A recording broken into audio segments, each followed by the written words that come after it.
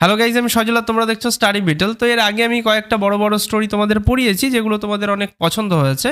তো আজকে আমি একটা ছোট্ট মোরাল স্টোরি নিয়ে আলোচনা করব।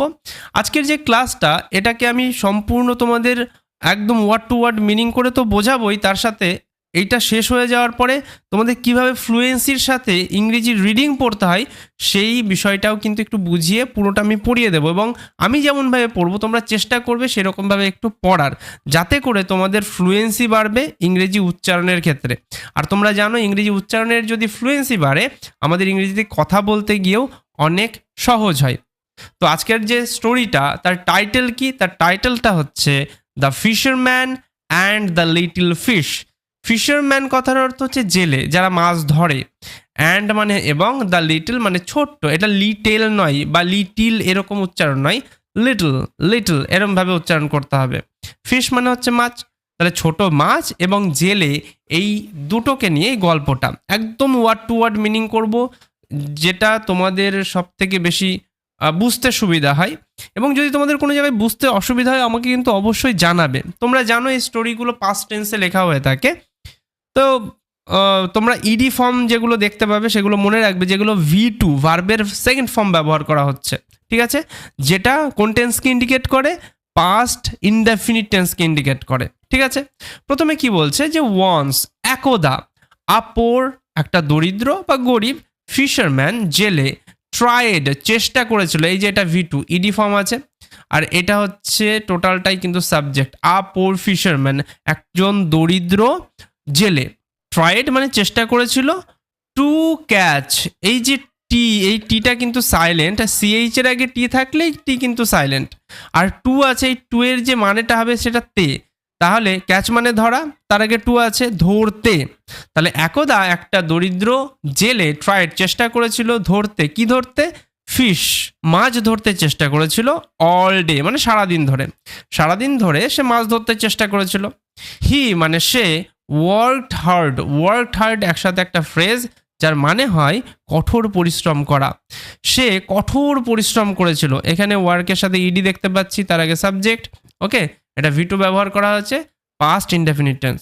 সে কঠোর পরিশ্রম করেছিল, বাট কিন্তু, he did not catch any fish. He মানে সে, এখানে ডিডটা পাস্ট টেন্স বোঝানোর জন্য ব্যবহার করা হচ্ছে, আর এখানে ক্যাচটা হচ্ছে মেন ভার্ব, এটা কিন্তু অক্সিলারি ভার্ব। ডু মানে আমরা জানি করা, ডিড মানে করেছিল এরকম হয়, বাট এখানে কিন্তু না। যখনই ডিড নট দেখতে পাবে কোনো জায়গায়, ডিডের কিন্তু কোনো মতেই মানে করবে না, এটা জাস্ট টেন্স বোঝানোর জন্য ব্যবহার করা হয়, ওকে? তাহলে হি ডিড নট ক্যাচ, সে ধরেছিল না, এনি ফিশ কোনো মাছ, মানে সে কোনো মাছ ধরতে পেরেছিল না, এরকমভাবে আমরা বলতে পারি, বলা যায়, কোনো সমস্যা নেই। ফাইনালি, যখনই ALLY শব্দের শেষে পাবে, এটা আলি উচ্চারণ করবে, ফাইনালি, ওকে? অবশেষে, হি অর্থাৎ সে, কট, AUGHT একত্রে অট সাউন্ড হয়, তার আগে সি আছে, তো সি এর উচ্চারণ এখানে কয়ের মতো হবে, তাহলে সি এর জন্য ক, তার সাথে অট, কট, ঠিক আছে? GH এখানে সাইলেন্ট থাকে, এই ইউর উচ্চারণটা অয়ের মতো হয়, এটা মাথায় রাখতে হবে। তো এটা ক্যাচ থেকে কট হয়, এই যে ক্যাচ, এর থেকে কিন্তু এটা হয়, মাথায় রাখতে হবে। এটা হচ্ছে সেকেন্ড ফর্ম, ক্যাচের সেকেন্ড ফর্ম। তো হি কট, সে ধরেছিল, মানে অবশেষে সে ধরেছিল, আ স্মল একটা ছোট্ট, ফিশ মানে মাছ, একটা ছোট্ট মাছ ধরেছিল সে অবশেষে। He was about to put the fish in the basket when the fish cried. দেখো কত সুন্দর, এখানে বলছে হি ওয়াজ অ্যাবাউট টু, এই যে অ্যাবাউট টু আছে, অ্যাবাউট টু কোনো কাজ এখনই করতে যাব, এক্ষুনি করব, এই রকম সিচুয়েশনকে ইন্ডিকেট করে অ্যাবাউট টু। আর এই যে ওয়াজ আছে, তাহলে পাস্ট টেন্স বোঝাচ্ছে, তাহলে হি ওয়াজ অ্যাবাউট টু পুট মানে হচ্ছে রাখা, তাহলে সে রাখতে যাচ্ছিল, ঠিক আছে? সে রাখতে যাচ্ছিল দ্য ফিশ মানে মাছটাকে, ইন দ্য বাস্কেট, একটা বাক্স ছিল বলতে পারি, একটা বাক্স ছিল, তার মধ্যে, ইন মানে হচ্ছে মধ্যে, রাখতে যাচ্ছিল মাছটাকে। ওয়েন তখনই, এই ওয়েন মানে তো যখনও হয়, কিন্তু এখানে যখন বললাম না কেন? কেননা এই যে ওয়েনটা আছে, এই টোটাল যে সেন্টেন্সটা আছে, সেন্টেন্সের শেষে জিজ্ঞাসা চিহ্ন থাকলে আমরা ওয়েনটাকে কখন বলতাম, কিন্তু সেটা তো নেই, ওই কারণে তখন এরমভাবে বলবো, ঠিক আছে? তো ওয়েন দ্য ফিশ, তখনই, দ্য ফিশ মানে মাছটি, ক্রাইড কথার অর্থ বলতে পারি আমরা আর্তনাদ করা, চিৎকার করে ওঠা, চেঁচিয়ে ওঠা, কান্না করা বলতে পারি, কোনো সমস্যা নেই।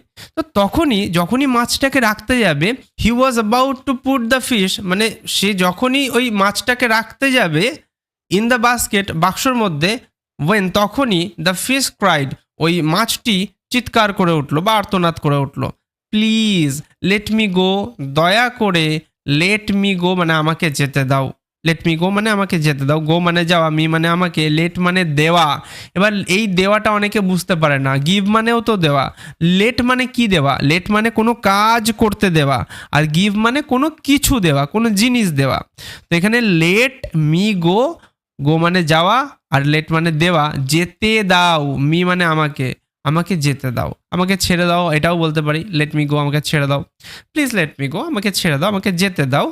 তো এবার তারপরে কি হলো, ওয়েন যখন, আই গেট বিগার, ওয়েন মানে যখন, আই গেট আমি হব, ঠিক আছে, এখানে গেট মানে হওয়া বোঝাবে, এখানে হব ফিউচার কেন বলছি সেটাও বলছি আমি, কেননা এখানে তো প্রেজেন্ট ইনডেফিনিট টেন্স ব্যবহার করা হয়েছে, গেট ব্যবহার করা হয়েছে, V1 ব্যবহার করা হয়েছে এখানে।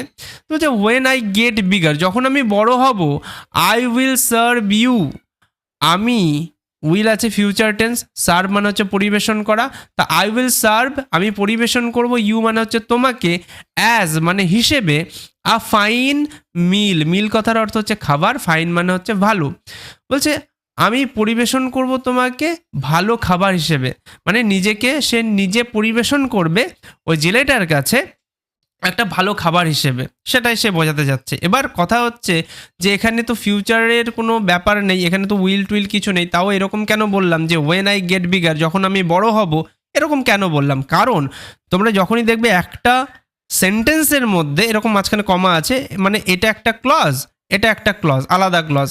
তো একটা ক্লজে যদি উইল ব্যবহার করা হয়ে থাকে, তাহলে টোটাল যে সেন্টেন্সটা, টোটালটাই কিন্তু ফিউচার টেন্সটাকেই ইন্ডিকেট করবে। আর এটাই নিয়ম যে একবার ফিউচার টেন্স ব্যবহার, মানে ফিউচারের যে উইল সেটা ব্যবহার করলে পরেরটাতে উইল ব্যবহার করতে হয় না, ওটা অটোমেটিকই ফিউচার টেন্স বোঝাই। ওই কারণেই কিন্তু আমি এরকমভাবে মানে বললাম যে ওয়েন আই গেট বিগার, যখন আমি বড় হব, আই উইল সার্ভ ইউ আমি তোমাকে পরিবেশন করব, অ্যাজ মানে হিসেবে, আ ফাইন মিল একটা ভালো খাবার হিসেবে, ঠিক আছে, এরকমভাবে। তারপর মাছটা এই কথাটাই বলছে, তারপরে আরও কি বলছে যে স্পেয়ার মি ফর নাও, এই যে স্পেয়ার ফর মানে ছেড়ে দেওয়া, মি মানে আমাকে, নাও মানে এখন, বলছে আমাকে এখন ছেড়ে দাও। মাছটা কি বলছে, আমাকে এখন ছেড়ে দাও, আমি যখন বড় হব তখন আমাকে ধরবে, অনেক বড় সড়ো হয়ে যাব, মাংস অনেক বেশি হবে, এইটাই বোঝাতে যাচ্ছে মাছটা। তারপরে কি হলো, the fisherman replied, the fisherman জেলে, রিপ্লাইড মানে উত্তর দিল। এবার জেলেটা উত্তর দিল, কি বলল, নো না, if I let you go, if মানে যদি, আই মানে আমি, লেট মানে দি, ইউ মানে তোমাকে, গো মানে যেতে, যদি আমি তোমাকে যেতে দিই, I might not be able to catch you again, আমি, মাইট হয়তো, নট বি এবল, এই যে বি এবল মানে হচ্ছে সক্ষম হওয়া, টু ক্যাচ মানে ধরতে, বলছে I might not be able two, আমি সক্ষম, হয়তো আমি সক্ষম হব না, বা হয়তো আমি পারবো না, টু ক্যাচ ধরতে, ইউ মানে তোমাকে, এগেইন পুনরায়, যদি এখন আমি ছেড়ে দিই তোমাকে, পরবর্তীকালে আমি হয়তো তোমাকে ধরতে পারবো না, এই কথাটা বলছে। মোরাল আছে কি, a small gain is worth more than a large promise, এই যে এটার মানেটা আমি শেষে বলছি। আমি কেন শেষে বলছি, কেননা এইটুকুনের মানে বলে দিলে তোমরা এইটা বুঝে গিয়ে অনেকে চলে যাবে, তার আগে তোমাদেরকে পুরোটা আমি রিড আউট করে বোঝাতে চাই যে কিভাবে তোমরা রিডিং করবে। রিডিংটা ফ্লুয়েন্সির সাথে করাটা খুব ইম্পর্টেন্ট, আমি প্রথমেই বললাম। তো দেখো, প্রথমে তোমরা কি করবে, তোমরা দু একবার আস্তে আস্তে পড়ে নেবে, তারপর তোমাদের তো অবশ্যই রিডিংও পড়তে হবে, মানেও বুঝতে হবে ভালো মতন।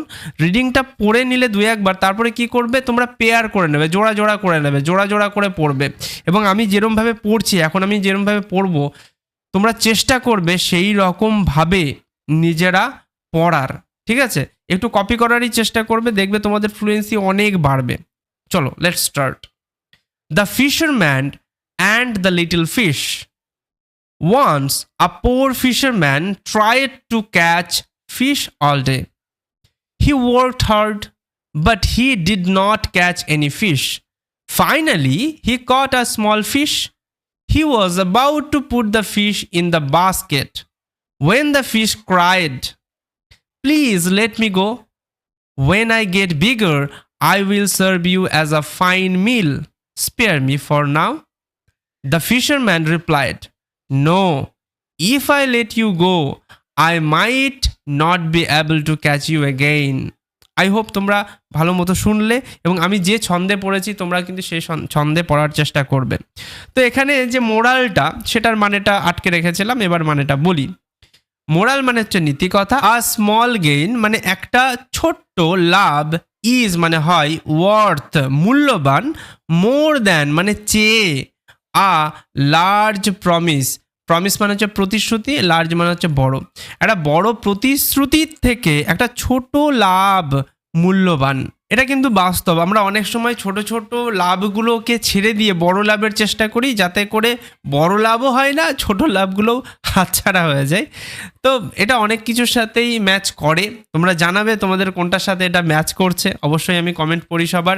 আর স্টোরিটা কেমন লাগলো সেটাও কিন্তু আমাকে জানাতে ভুলবে না। ছোট্ট একটা স্টোরি, আই হোপ তোমাদের ভালো লাগবে। এবং তোমরা যদি এরকম স্টোরি আরও চাও, অবশ্যই এই ক্লাসগুলোতে একটু বেশি বেশি করে কমেন্ট করবে, যাতে করে আমি একটু মোটিভেটেড হব এবং অবশ্যই তোমাদের জন্য আরও অনেক অনেক ভিডিও নিয়ে আসবো এরকম। ততক্ষণের জন্য তোমরা ভালো থাকবে, সুস্থ থাকবে। দেখা হচ্ছে নেক্সট ক্লাসে। টাটা।